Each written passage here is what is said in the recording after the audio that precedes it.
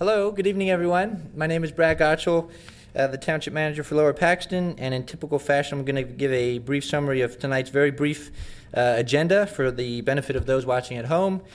This is a workshop session of the board, and on tonight's agenda there are two items, one of which is the swearing in of Nicole Holmes as the Lower Paxton Township Code Enforcement Officer.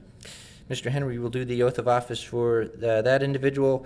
And then next on the agenda, the board will hear a presentation of the 2021 Dauphin County Hazard Mitigation Plan by the Township's Emergency Management Coordinator, Mr. Palm.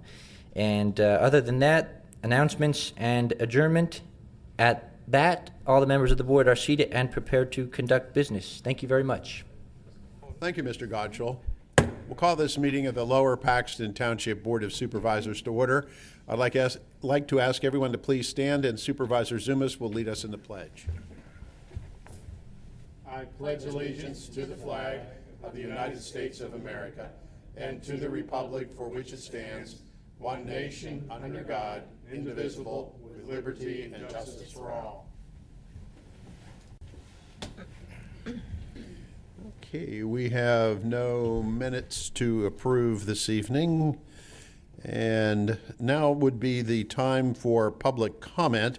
Public comment is a time set aside for items that are not on the agenda tonight. Would anybody like to address the board on an item not on the agenda? Please come to the podium and give us your name and address.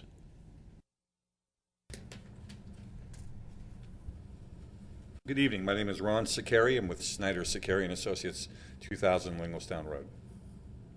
And really, I just came tonight to, on behalf of a client who has interest in a property in the Blue Ridge Village residence retirement community. Mm-hmm. And just to sort of float an idea to you guys and kind of explain where they're coming from and see what your thoughts may be, so that they might gauge, what their next move in this regard would be. So I did bring some graphics, but I don't know if, I'm sure you guys are all very familiar with that development. Yes. The property in question is in the residential portion up along the frontage of Linglestown Road. It's the corner lot at the corner of Linglestown, Alexandra, and E.G. Drive. So it's currently undeveloped, obviously, but there is construction on the adjacent property going on now. And as you know, the rest of the frontage, the retail portion of the frontage, is substantially built at this point. The particular client that I have, or that I represent tonight, does car wash facilities. And that is not a specifically permitted use in that zone. However, we don't believe it's out of character with the other commercial entities that are already occupying that property. So I came in tonight just to kind of introduce that concept and try to get an understanding of what the board's thoughts might be. And I think it would require something of a text amendment type relief or change to allow such a use to occur. Again, I would submit that, looking at the roster of retail uses that are on that property already, the Starbucks, there's a hair cutting, there's a nail salon, there's Jersey Mike's, pretty much their standard fare of retail, that this is a use that's very much similar to those. And one that I think, while not specifically targeted to the retirement community, certainly could service, the residents of that community. I think, in today's society, and sort of in the continuum of aging communities, it's not unusual for people to keep their vehicles for an extended period of time, even beyond 55. So, again, understanding that in our belief that this is not really in a material way different than what's out there already, and would be complementary to not only those uses, but of service to not only the general community, but also the folks who live there. We just wanted to kind of introduce that idea and see if there was any input that the board may be able to provide to me that could give me some insights as to what your thoughts on that might be. What you really need to do is go to the Planning Commission with this. That would be the point to start. It needs to work its way through the Planning Commission process before coming to us. Would that be the proper place, Mr. Stein? Or would this be a zoning hearing board issue? It's not zoning hearing board. Okay. If they're looking for a text change, that would be the board of supervisors as well as the planning commission. Okay. And I do appreciate that, I understand the process. It just, before we went down that road of making an official submission, I just wanted to come in and introduce the concept and see if there were any questions initially from the board or any thoughts from the board, so that we would be able to better understand, what issues may be pertinent to it, and get a better idea of what the viability of such an application might be. Can I just ask you to bring that to the podium and show us exactly what property you're looking at over there? It's right across the street at that red light. You'll have to go up there, I'm sorry. Yeah. Okay. So, I can pass it around, you guys can see it. Is it over by the assisted living or the other side? It's at this look on the western side of so this would be CVS Pharmacy, this would be the Starbucks, all the retail that's there. This would be at the corner, Okay, because there's a building that they're now building? right here. Okay. And So then that would be your beside- client owns this property? It's not owned by Triple Crown? Triple Crown's owns the property. My client has a contract on the property. Oh, So okay. obviously, this is part and parcel of their decision to go forward. Obviously, they can't do that if this, if the board is, and the township is not so inclined as to grant a text amendment, so. And what is it zoned now? It's residential retirement. Okay. Should probably return to the mic at this point. Yeah, yes, please return to the, I mean, we would not be prepared to, we're not going to really give you any guidance on that. You really have to go to the Planning Commission, because there would be a number of potential issues involved here, and we would need the Planning Commission to vet and research those issues and then provide information and make recommendations to us. So, that's sort of the starting point, not here. Yeah, and I did have a conversation with Mr. Lighty, so he is aware of this. But sure, we're more than willing to do that. But again, I just came tonight with the thought that perhaps the board may share its initial thoughts. But if you prefer us to go through those channels in that sequence, then that's what we'll do. Yeah. Can I that ask you a would- question? You said you talked to Mr. Lady. Did he send you here to talk to us first? No. He knew that I had petitioned the zoning officer to be able to appear to do what I'm doing tonight, which is basically introduce the concept and have an informal discussion before we would choose to make some formal application. I then had a subsequent conversation with Mr. Lighty, and spoke at length with him about it, and assured him that we would be back to the Planning Commission with any formal application that we might make for this, and that he understood what we were doing and why we were doing it. So we did have that conversation, but he knew And just I was ultimately because coming here. it is a massive project as it is, Yep. it would be one of those things where, I mean, normally I'd only feel better going through the channels, I understand what you're trying to do on behalf of your client, but this has been such a massive project, and with somewhat of an impact on that part of the township, that this is probably something where we would want to bring it through the proper channels. And Understandable. My office is less than 2 miles from this project, so I fully You understand the ramifications of Yeah. this project. Can I just ask you a question? Is it a drive-through car wash? Is It would be. It's a modern automated drive-through car wash. Okay, so just one bay then? One at a time, yes. Okay. Yeah. Okay, and on the end, okay.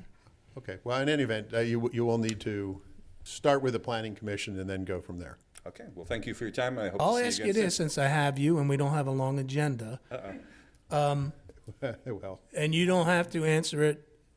We've had a lot of car washes come through the township. Yes. And that's the market dictates. Mm-hmm.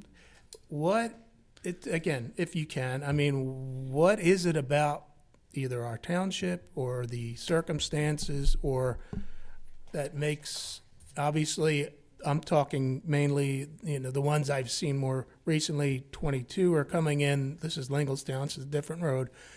What is the market forces that are doing this? We have plenty of water. You do? Everybody likes dirty clean cars. cars. And we have a lot of dirty cars. Well, again, I'm the engineer, so I'm not the business end of this, Yeah. but typically on any retail use, and this would fit into that, you're looking at traffic counts, which on Linglestown Road are significant, location and demographics. So, you have a lot of rooftops around there, you have a lot of cars going back and forth in front of it, and in the immediate vicinity, not a substantial amount of, the markets kind of get segmented, so I don't think they perceive that there's enough service to this particular area for that use at this point. Okay, thanks. Okay. All right? Okay, thank you very Thank much. you. Have a good evening. Yep, thank you. Would anybody else like to address the board? Yes, sir. Please come to the podium and give us your name and address. Good evening, ladies and gentlemen. Good evening. My name is John Adams. I reside at 4512 Marblehead Street in the township. I apologize for wearing a T-shirt. I didn't get home from work in time. Oh, that's okay. This is a workshop. I have actually two questions, and I see we do have an officer here, which is, both of my questions are kind of go along with the police department. I drive truck. I'm an owner operator. I have a truck sitting in my driveway, which I'm getting ready to put back to work. But my neighbor is also an owner operator, and he got a ticket the other night. He had his tractor parked in front of the house. I have lived, excuse me, in the township for 30 years, 7 of them at Marblehead Street.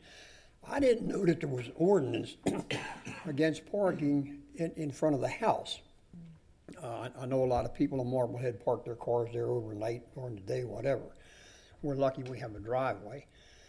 But when he got the ticket, he asked me about it, and I told him I had no idea. And what I recommended was to call Lower Paxton Police Department, which I did.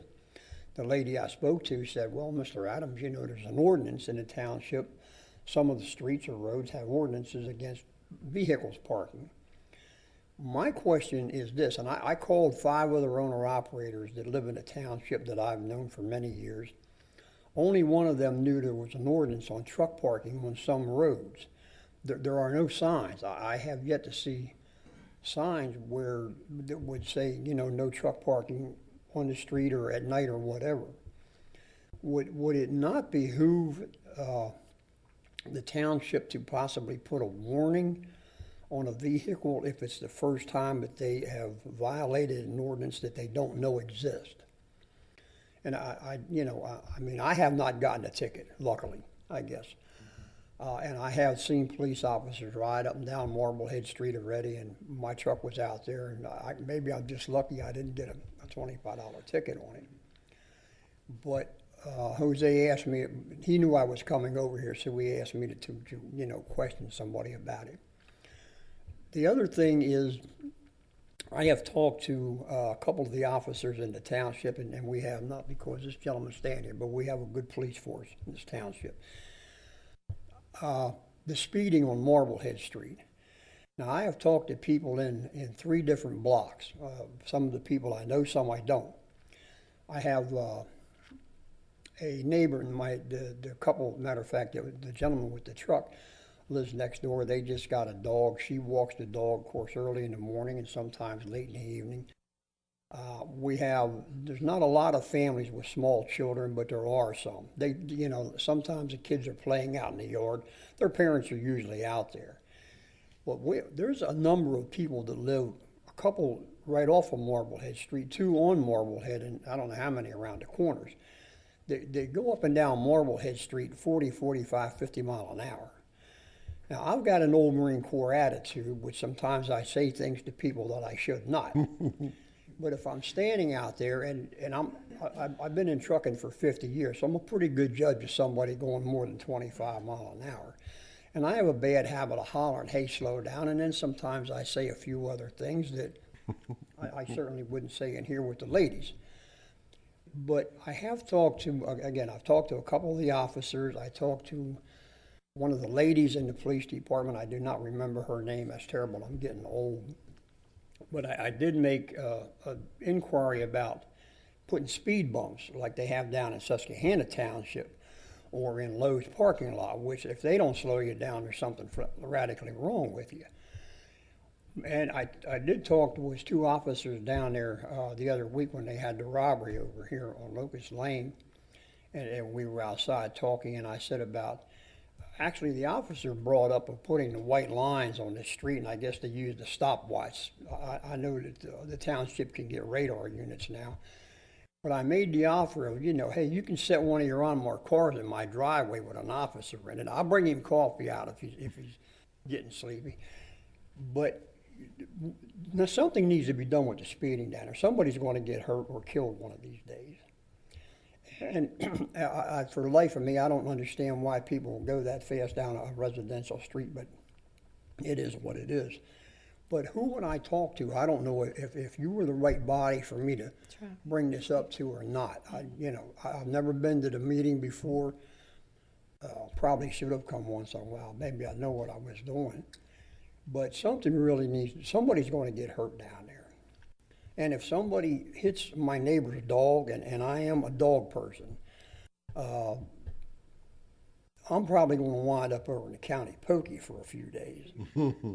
But what I worry about is the children. Again, there's not a lot of them on Marblehead Street, but if one child gets hurt because of somebody going 45 miles an hour down the street, that's one too many. How do they even get up to 40? I'm very familiar with that street. I don't even know how you get up to 45 miles an hour on that street. Oh, they do. It's straight. Wow. Why, I don't know. Yeah. The gentleman that lives halfway up, his first name is Charlie. I've spoken to him a couple of times, don't know his last name. A lot of times when they come down from Locust Lane, they get up to the stop sign, they don't stop. We have a lady that drives a blue car that lives down at the lower end somewhere. I don't think I have ever seen that lady stop at the stop sign at Gloucester. She slows down to go around the corner, but I don't think I've ever seen a car come to a complete stop since I've lived there. And that's just, one out of quite a few. There's a guy that lives up on Fairfield. He's got a four-wheel ATV, and it's fast. I mean, this guy works on it all hours of the day and the evening, and it is super fast. I don't even know if they're legal on the street. Of course, I see the kids down in Paxtang and down in 7th Street in Harrisburg, so a lot of the stuff that they're running. But that ATV, I guarantee you, that thing will go 50 miles an hour. And it does every now and then. So I don't, it's just something that I thought I would bring up to you folks. Brad, do you want to? Yes, Mr. Chairman, members of the board. Actually, I have already directed the police department, the public safety director, to take a look at the issue relative to the speeding on Marblehead. Of course, the department receives a voluminous number of requests to have traffic safety studies done. So rest assured that it is on the list to consider and to possibly do a study on your area there. It could take a bit of time to have that study complete, as we have to collect data and all that stuff. However, it is on the list to be done. And then relative to the tractor trailer parking, that's a request that I think you sent that in on Friday. So I haven't gotten a response yet from the director on that particular question, but we are. I have asked the director to shed some light on that as well. I think typically what the department does is they have typically a set period of time where after an ordinance or a law takes effect that they do issue warnings. But I think probably it's the issuance of citations and things like that is relative to that time period. So if it's a year, say, I think once it's past the year, I believe, if I'm wrong, they'll correct me on that, but if it's past that year, they'll start issuing citations rather than individual, did this person receive a warning before or not? But I'll get some more information on that. We'll follow back up with you on that issue as well. I appreciate it. And Brad, like I could said, as we- far as the speeding, anytime that the PD wants to put a car in my driveway, believe me, they're more than welcome to it. I don't know what else to slow people down other than, giving them citations. And I'm sorry, you were gonna say Yeah, something? I was going to ask Brad, can we have Leanne put something out on our social media website, whatever, about the tractor and trailer parking, since it was a new ordinance and a lot of people don't know about it? I think that would Absolutely. be great, because like I said, four of the drivers I talked to did not know. The only reason that Ted knew about it, he got a citation over at his house. May I ask, sir, do you have some type of an association, a local association, or some group that we can, send that to? I or- don't, but I'm sure I could get you some of them. I just. That would be Like I helpful. said, because I run out of the rail yard for many years and run long distance for a lot of years, but most of the people in this area that have their own trucks, majority of them are running intermodal out of the rail yards nowadays. But I'm sure I could get you some names of some companies that would certainly appreciate it. I believe the speed bumps are as a result of the traffic study as well, whether it's justified or not. Well, and those are pretty rare, right? But I mean, isn't there things we do before a study, or as far as just throwing up a digital sign or putting cops there? Yes, so usually how we handle this is if a request like this comes in, I'll send it to the director asking whether or not the situation as presented even warrants a study. If it's something that So they'll observe it. they'll observe it first, and then if a formal study is warranted, then the director will, guide that, direct that to be done. And then, like I said, the study itself is quite in-depth. They look at sight distance, speeds, they collect data. It's a very, very in-depth process, and they'll consider all those factors, complexity of turning, traffic counts and What's all the that. end But result of that? it could be any number of things, adding signage. Are there speed limit signs there? Are there any speed limit signs Yes. on Marblehead? There Yes. are, okay. And don't get me wrong, I'm no angel. If I'm on the interstate and it's 55, I'm probably doing 60, 65, if traffic permitting. 10 over. But, in the perfect world, it's a shame Marblehead Street's not a very big Right. street. Most of the people, I think, have enough common sense to know that they're driving down that street or up that street, that it's a residential area. Speed limit 25 is plenty fast enough on Marblehead Street. Why people are doing well in excess of that makes no sense to And me. what I was asking Brad is, before the study is done, don't we sometimes, well, maybe just, if on first observation it looks like there's some, some unsafe incidences, do we sometimes just have a officer park there for a while to discourage, or put up, what does it take for the digital, your speed is, you are going this fast, Even think in that neighborhood street, that sort of thing wouldn't. wouldn't work? Typically the digital signs are put up in process of a study. So that sign isn't just to show you what your speed limit is. It's also collecting data, traffic counts. So So it would be part that's of it. part of the study, right? If the department looks at it and says this is purely just a speeding issue, there are no safety concerns. Yeah. The director may look at that and say, okay, we're just going to park a car there. That's all I meant, is But- if it looks outrageous, it's not that we're necessarily going to wait for a complex study to be done before we necessarily do anything. It may not be that obvious. Mr. Palm, how many traffic studies have you done over the years? I was never in traffic safety, but probably about 10. I know they're continuing to do them left and right, and I concur with the township manager.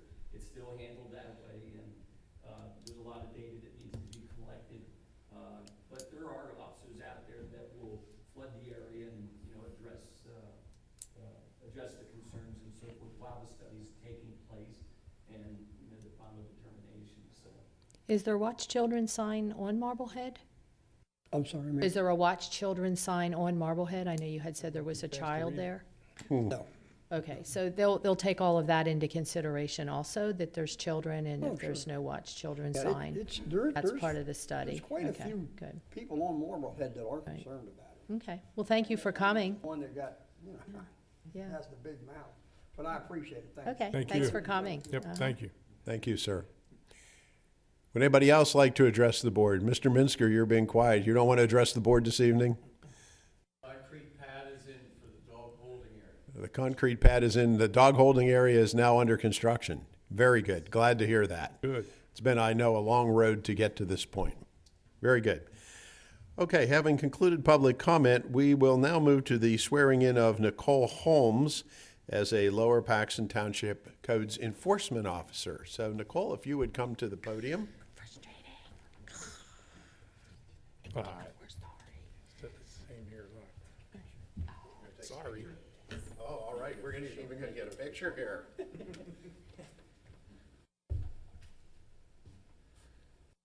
Okay, if you will just repeat after me, please. I, Nicole Holmes, I, Nicole Holmes, do solemnly swear do solemnly swear that I will support, obey, and defend that I will support, obey, and defend the Constitution of the United States the Constitution of the United States and the Constitution of this Commonwealth, and the Constitution of this Commonwealth, and that I will discharge the duties and I will discharge the duties of Codes Enforcement Officer of Codes Enforcement Officer for Lower Paxton Township for Lower Paxton Township with fidelity. with fidelity. Very good. Thank you. Thank and you so welcome. much. Thank you. And I will sign this and give it to Mr. Gottschall. Very good.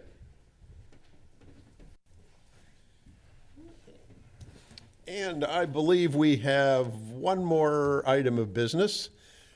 Mr. Palma, if you would come to the podium, please, and talk about our the 2021 Dauphin County Hazard Mitigation Plan.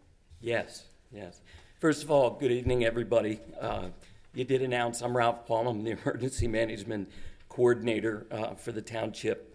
I'm here to request a resolution for the adoption of the 2021 Dauphin County Hazard Mitigation Plan.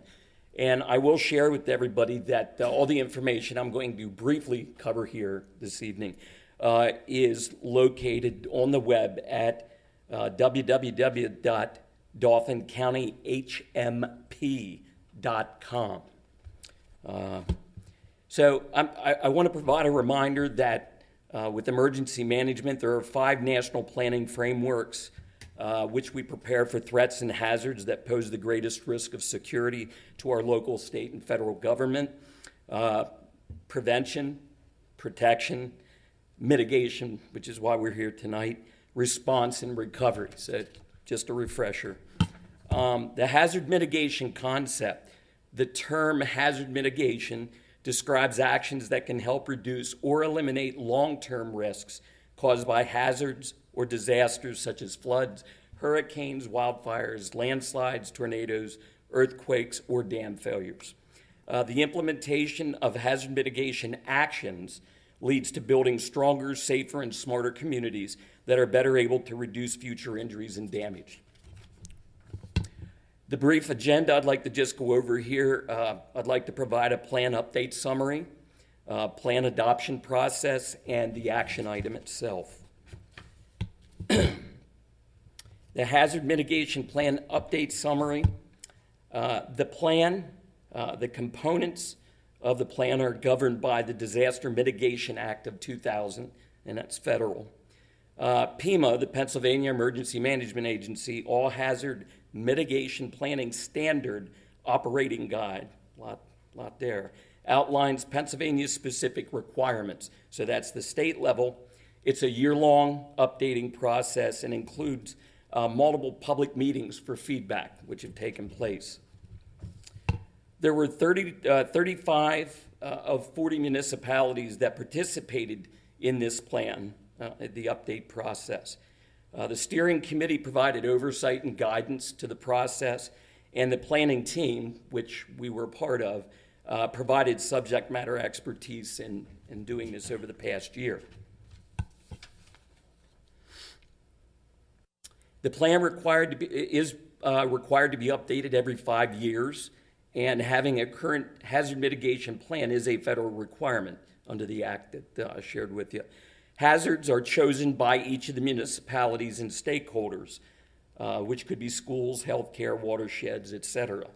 And the hazard mitigation plan takes other countywide plans into consideration, such as the comprehensive plan, the Greenway plan, the municipal capital improvement plans, emergency operation plans, and watershed plans. June 2nd of 2021, the stakeholder approval of the county hazard mitigation plan, they gave approval, the stakeholders. On June 25th, 2021, the state reviewed and approved the Dauphin County All Hazards Plan, the hazard mitigation plan. On August 22nd of this year, there was federal review and approval from FEMA and is pending adoption of the county hazard mitigation plan. The county commissioners also met to adopt the hazard mitigation plan, which all of this said brings us here tonight, and I'll speak more on that here in a moment. Part of the planning team that goes into the hazard mitigation plan, the planning team invitees included all municipalities within Dauphin County, neighboring counties, all schools within the county, all hospitals within the county, police, fire, and EMS within the county, retirement, personal care, and nursing homes, the American Red Cross, the Harrisburg Regional Chamber, the Tri-County Planning, Capital Area Transit, the water companies, large employers within Dauphin County, FEMA, PEMA, PennDOT, DEP, and SCTF, the South Central Task Force, and Harrisburg International Airport. So everybody's involved with this mitigation plan that takes place every 5 years, or is renewed and updated. Not going to get down over the specifics with each meeting, but I just want to let you know that since September 3rd of 2020, there were a total of 6 or more meetings that took place, whether online, virtually. In fact, they were all virtual with where we've been. So there was a lot that took place, and you know how difficult virtually that can be. But everybody, we had good attendance for the meetings and participation. The hazard mitigation plan adoption process itself, what is approval pending adoption? Well, it first starts with FEMA, and they received a copy of Dauphin County's plan, which was submitted to them, and which I have a copy of. FEMA provided approval of Dauphin County's plan, and the letter was dated August 22nd of this year. So FEMA then requires each municipality that participates to adopt the plan, and again, why I'm here this evening. So once that is reviewed and provided, then I will get that back to FEMA for them to move forward, and they grant full approval of the plan.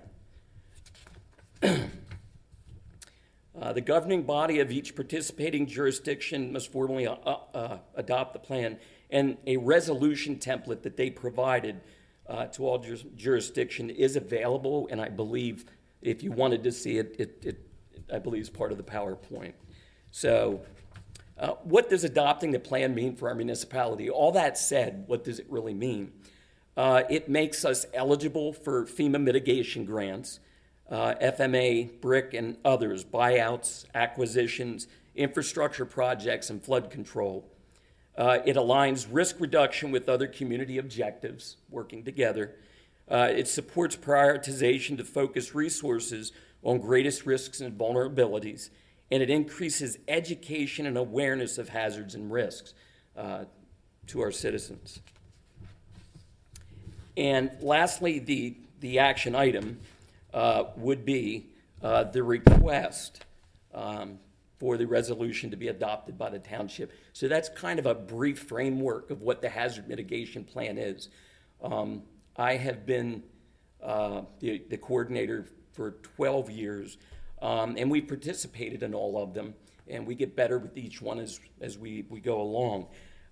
This time, we chose 4 or 5 different points and so forth, which I could speak on, or I could get that information to you if you were interested to go over each point.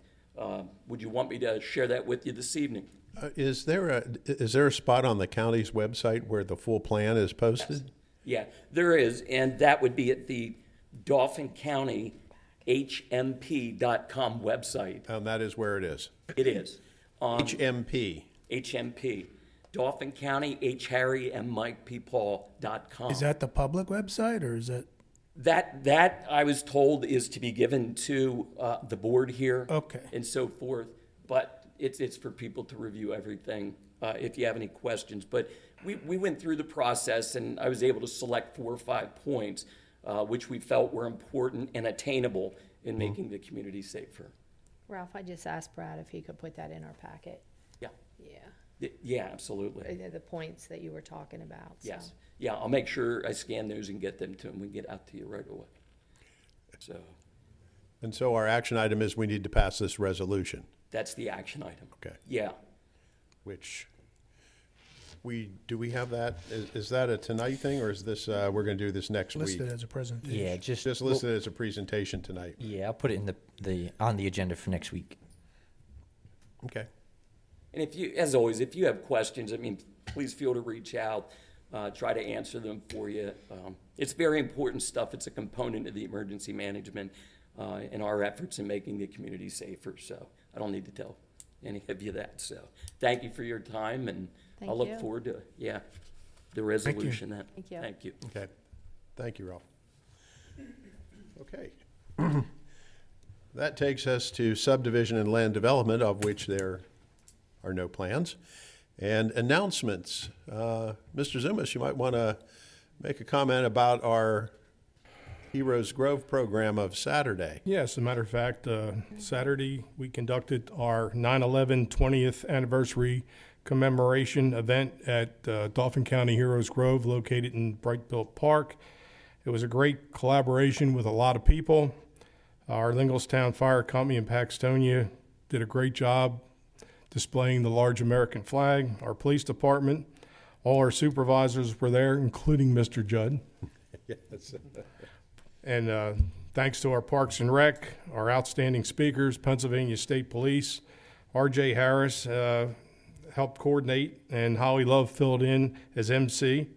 And special thanks go out to John Hanks from Make It Happen event for his participation. And a special thank you to the Bishop McDevitt Band, who performed admirably that day. So, thank you all. Any other announcements? I just want to let the residents know that Lower Paxton Township, Mr. Gutschall and Mrs. Zerby is working on trash collection. I know we've had some issues the past couple of weeks, but we are working on it. We have not forgot you. Very good. Anybody else? Okay, hearing no additional announcements or comments, our next board meeting will be... February 4th of 2020. No, I do not believe that it's going to be February 4th. I believe that would be 21st. Tuesday, the 21st of 2021. So 1 week from tonight at 7 o'clock here in this meeting, and we'll be having a budget meeting prior to that.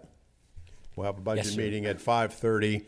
The budget meeting will be in the supervisor's meeting room next door at 5:30, and then the meeting on Tuesday of next week, regular business meeting here at 7 o'clock.